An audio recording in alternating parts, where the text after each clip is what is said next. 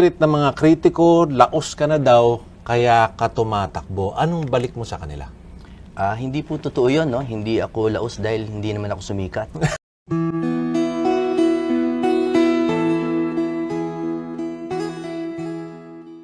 Ako po si Ron Cruz. Napapanood nyo kami ngayon sa ABS-CBN News YouTube channel. Makakasama natin ngayon isang musician, songwriter at producer na pumasok sa serbisyo publiko nang ma-appoint sa PAGCOR sa ilalim ng Administrasyong Duterte. Habang nasa ahensya, nag-aral at naging ganap na abogado noong 2023 at ngayon sasabak sa politika bilang kandidato ng Partido Demokratiko Pilipino. Attorney Jimmy Bondoc, maraming salamat sa pagtanggap sa aming imbitasyon. Magandang hapon sa iyo, Ron, at sa lahat ng mga supporters ng inyong show. Magandang umaga, hapon at gabi sa inyong lahat. Magsisimula na po ang harapan 2025 ngayon. Jimmy, unang katanungan, hirit ng mga kritiko, laos ka na daw, kaya ka tumatakbo. Anong balik mo sa kanila? Hindi po totoo yun, no? Hindi ako laos dahil hindi naman ako sumikat. Yan ang una. Pangalawa, alam nyo, on a serious note, no, hindi ko kailangan ipaliwanag kasi sa tao ang calling. Ang calling po, tawag mahirap ipaliwanag. Para sa akin, this is a calling. It is something that I want to do with my life and to be of service to God and to my nation. So, depende na lang sa tao yan kung maniniwala po sila sa akin or hindi. But ako, I do believe it is a true calling. Ano yung calling niyo? Saan ang galing? Ano yung nagtulak sa loob mo para maisipan at tuluyan tumakbo? Alam niyo, yung iba kasi kala nila yung calling parang bigla na lang may kalapating dadapo sa ulo mo, no? But ako, it was a series of events for a decade, no? Yung unti-unting pagpasok sa politika, sa serbisyo, unti-unting karunungan, at pag-shift ng career, at nagbabago yung mga minamahal mo at adikain sa buhay. So, yung calling na yon is gradual until you see kung saan ka tinatangay ng Panginoon.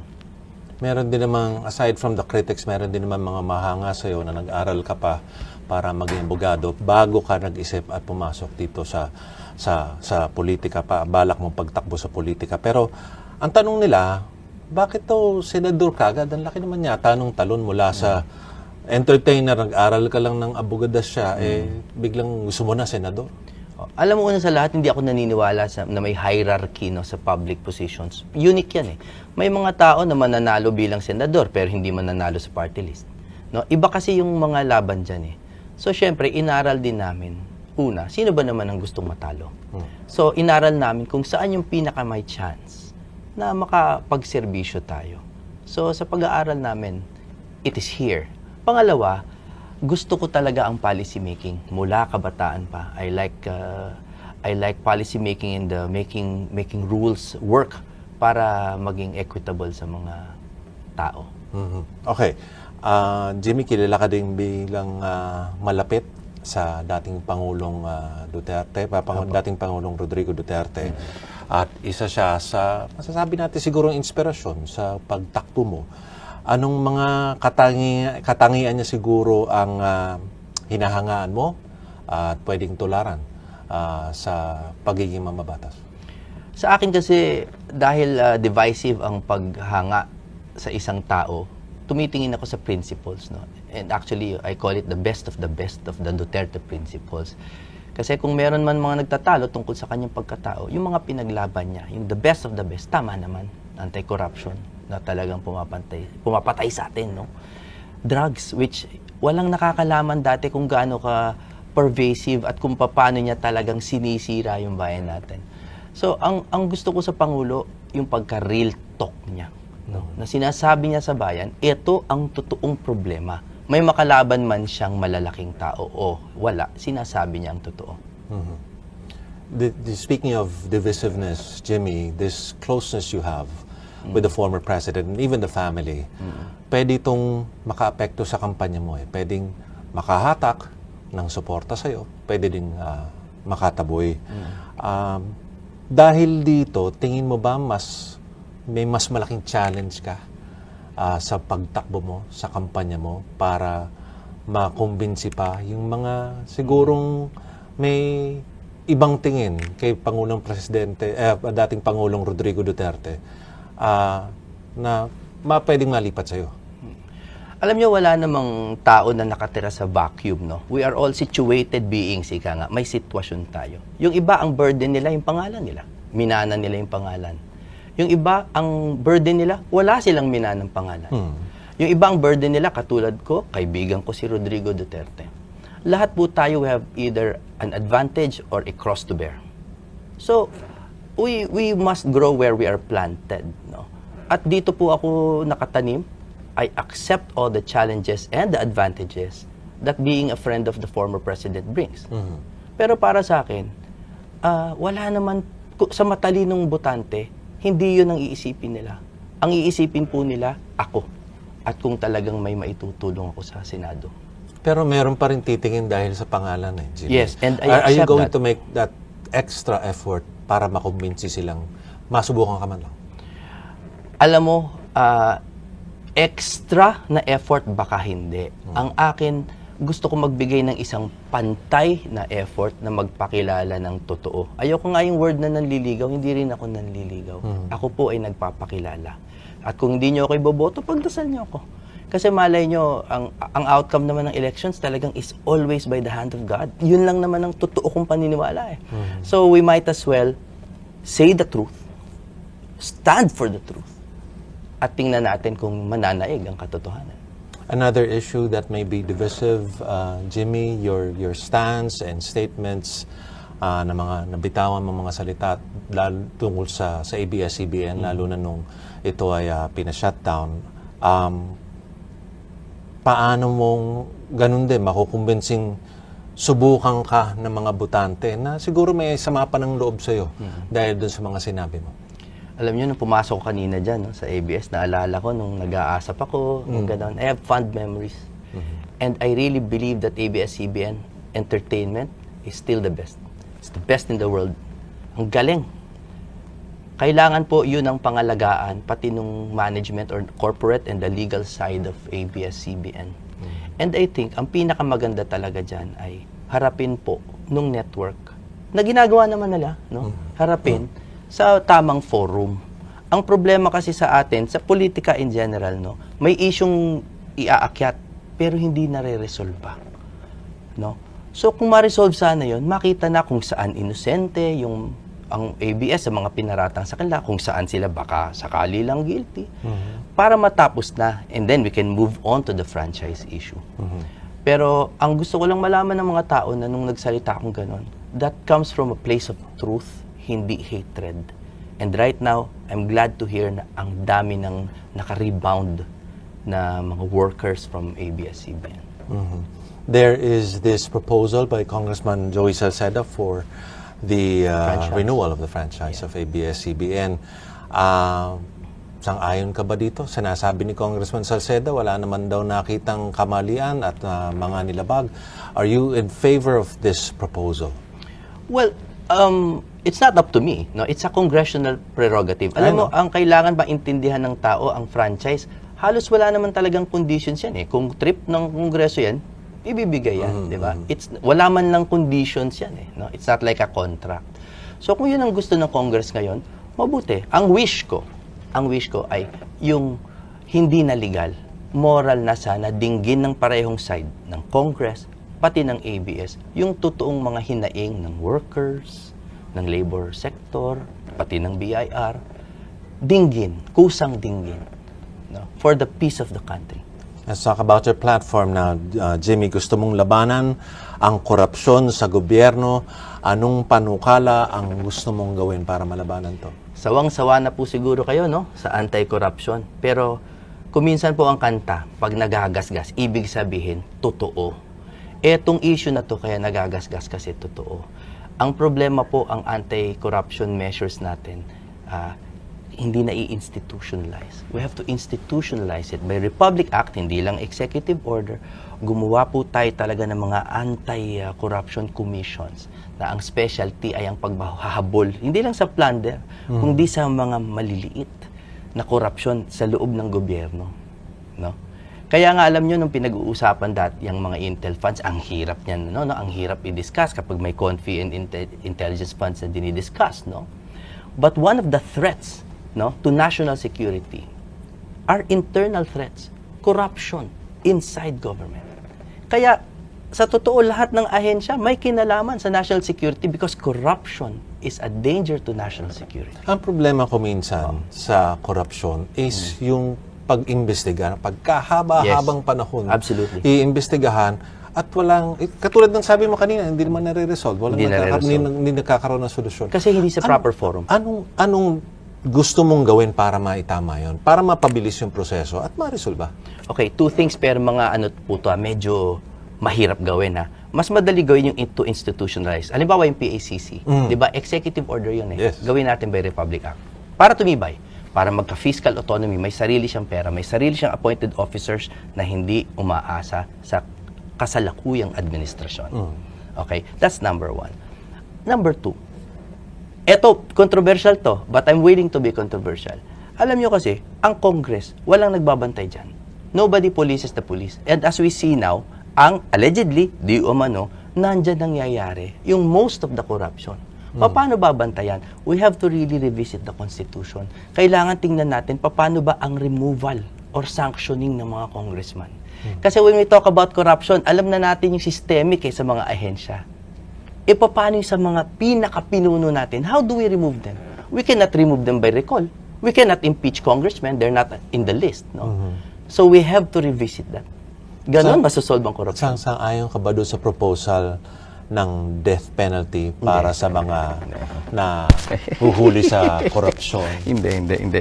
Alam nyo, kung ako gusto ko lang ang boto ng mga rabid, oo na ako no? At ako, tao lang ako natutukso din ako, no? Gusto ko kuminsan talaga patayin yung masasamang tao, sa totoo lang.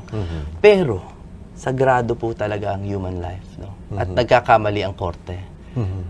Para sa akin, mas mabigat na parusa yung ipakulong. Final question, Jimmy, bago tayo magpunta doon sa mga katanungan natin dito. Sabi mo, napanood ko to na sabi mo gusto mong ibalik ang diplomasya sa Senado at ilagay ito sa mas magandang landas. Ano bang diferensya ngayon? Anong kailangan ayusin at paano mo ayusin yun? Alam mo, hindi legislative ang sagot sa diplomasya kasi ang diplomasya ay depende sa current batch, no? Kung sino yung mga nakaupo. Ang diplomasya ay ang maaayos na pagtalakay ng mga magkakasulungat na opinyon. No? Sasabihin ko na po sa inyo ang totoo. Palagay nyo ba, pag umupo ang isang magaling na senador dyan, 2, 3, mauubos ba problema natin? Hindi po, 50 years old na ako Pare-pareho lang po didiscuss natin. Ang naiba ngayon, dumadagdag pa sa problema natin, yung bangayan. So, may problema na. Pero ang nagiging problema pa is how we talk about the problems. No? So, dumadagdag tayo. Tanggalin man lang natin ito. Let's bring back diplomacy. Yung gentlemanliness, no? Pagiging maginoo. Kasi ang Senado po yan ang puso ng bayan yan. Puso ng bayan yan. We are setting examples. Kung maipakita po natin that we can discuss in an orderly way. Respect each other's differences. Hindi tayo nagkakalat ng fake news. Hindi tayo gumagawa ng mga kung ano-anong kabulstugan sa media. Tayo ang may disiplina, no? Diplomasya at disiplina Jimmy, sa Senado. ikaw lang yung isang taong narinig kung gustong gawin yan. Paano mo gagawin yun? Kung manalo ka man, mag-iisa ka lang doon sa Senado na may gustong mangyari yan. Hindi po ako nag-iisa, and this is not a shameless plug, no? Pero ang buong PDP Laban slate naniniwala dyan sa diplomasya, no? And I know yung iba, sasabihin nila, hindi, si Duterte nga, siya nga yung iba po ang executive, nag-iisa siya dun Kailangan natin ng pulis dyan. Ang Senado plenary yan, barkada yan, kailangan nag-uusap yan to come up with for consensus building, no? So kailangan po natin, honestly, we need real decency, and sa totoo lang yung makajos. Yan ang kailangan natin sa Senado. Okay. Ngayon naman, may mga maiinit na usapin sa ating bansa at nais na malaman ang inyong pananaw at paninindigan sa mga ito. Meron tayong 10 tanong sa inyong harapan. Susubukan nating sagutin ng lahat ng makakayanan sa loob ng 6 na minuto. Go ahead, Jimmy. Give me one. Akala ko tong it's Akala ko din Anong solusyon sa mataas na presyo ng bilihin? Inflation yan no? Napakahirap na solusyon na yan. Pero sa totoo, we are a trader economy now Puro tayo trading. We have to go back to being a production economy. Mag-produce po tayo. And yan, the Senate can help with that. No? We can grant subsidies to farmers, paigtingin ng agrikultura, kaya talaga yan. Lalo na po, ang agrikultura because meron tayong comparative advantage dyan, tinatawag ng mga ekonomista na madali sa atin maging maging bida dyan. So we have to start producing at least basic goods. Another question? Sunod-sunod na lang. Sa iyong pananaw, may tuturing mang pork barrel o hindi ang AKAP? Alam nyo, para hindi nagiging divisive, pumunta po tayo sa Supreme Court definition ng pork barrel. It is post-enactment legislator participation. PELP nga ang shortcut. Ibig sabihin, nakalagay sa Bellica versus Ochoa na kahit anong post-enactment, meaning tapos na yung batas, nakikialam pa yung legislator, kahit similar informal practices, nakalagay po yun doon sa decision mismo, is pork. So it is pork barrel. No question. Kung by definition, wag na natin lagay yung mga opinion natin kung masama ba yan, basta labag yan sa desisyon ng Korte Suprema. It is pork. Okay. Anong pananaw mo sa breakup ng Uniteam? Alam mo yung breakup, specialty ko yan eh. Sabi ko na Let nga. me be the one. Alam mo, may girlfriend ako dati. No? Okay kami. Okay kami. Nakialam yung mga kaibigan, mga pamilya. Yun, nag-iwalay kami. Tingin mo, ganun din ba yung nangyari? Wala naman ako sinasabing gano'n. Nasabi ko lang yung kwento ko. Sa breakup ko dati, daming nakialam. Nagmamahala naman kami, pareho kami ng paniniwala. Gusto namin tumulong sa mahihirap. Hindi mo na pinilit makipagbalikan? Hindi na kasi, kakasal na ako. One more question. Anong masasabi mo sa paggamit ng confidential funds ni Vice President Sara Duterte? Alam mo, siguro sagad na yan sa tenga ninyo. No? Para sa akin talaga, nasa COA na yan. Mas importante sa akin yung sumunod tayo sa proseso. Since it is under investigation ng COA, at tinitingnan man nila yung dokumento, let the process prevail. And sana palawakin yung investigation. Lahat ng mga may confidential. Para malaman natin kung talaga may kinalaman sa national security ang mga ahensya ng gobyerno. Pag sakaling palaring ka manalo bilang senador, meron ka bang gagawing panukala para mas masilip ang mga intelligence at confidential funds? You know, I wish I did, no? Pero meron namang joint circular ang COA dyan, yung 2015-01, no? Malinaw naman kung paano gamitin. So ayokong we can institutionalize that, no? Or we can make that a Republic Act, fine. Pero ang tanong lang naman ay kung mapapatupad. It's more of an executive issue. So sana yung sa totoo nasa nakaupo yan, and I pray for our nation na maglagay talaga ulit ng mga pulis dyan na magbabantay sa pondo ng bayan. Kunin ko na to. Pabor ka ba na gawing legal ang divorce sa Pilipinas? Hindi, pero ano talaga yan, yung annulment really works, and I've seen some of your interviews, so gusto ko iba naman ang masabi. Ang problema dyan talaga is the economic burden. So yun ang dapat i-address, hindi yung batas masyado, it's the process. Pero kung dapat bang may interest ang Estado sa pamilya, dapat meron. So kailangan dumadaan pa rin sa proseso bago maghiwalay. Hindi yung trip nyo lang maghiwalay, wala na. Basic autonomous social institution is the family. Yeah. Meron pa tayo ilang minutes. Kunin ko muna to para sa'yo. Sa issue ng West Philippine Sea naman, tama ba ang ginagawang pivot ng administrasyon sa US mula sa China? May tama at may mali, no? Pero towards US, never correct, no? Ang tamang ginawa ng administrasyon is the passing of the Self-Reliant Defense Posture Revitalization Act, no? Merong pinasa, I think it's RA 10242, if I'm not mistaken. Nakalagay doon to foster partnerships with allied nations, no? Yung para pantay-pantay na lahat ng bansa. Tapos dito na tayo magke-create ng material na tinatawag nila. So, and mostly it's in the title itself, maging self-reliant pagdating sa depensa. Para katakutan naman tayo na matagas ng Pilipino, di ba? Tama 'yon. Tama 'yon. So, ang independent foreign policy should be seen by us not siding with any country, no? Dapat talaga lahat. Pati yung pag-enforce ng desisyon sa PCA, ganun talaga, bigyan ng equal economic opportunities ang mga kapitbahay natin para magka-interest sila na bantayan yan. Thanks for the answer, Jimmy. Yes, sir. We will give you a chance now to give your final statement. Bakit po kayo karapat-dapat ihalal? Alam mo, Ron, yung musika, ang ganda talaga. Ang ganda ng musika. Dahil hindi ito nagsisinungaling. Yung letra pwede magsinungaling, but yung himig hindi pwede magsinungaling. Ang maganda, ang pangit-pangit.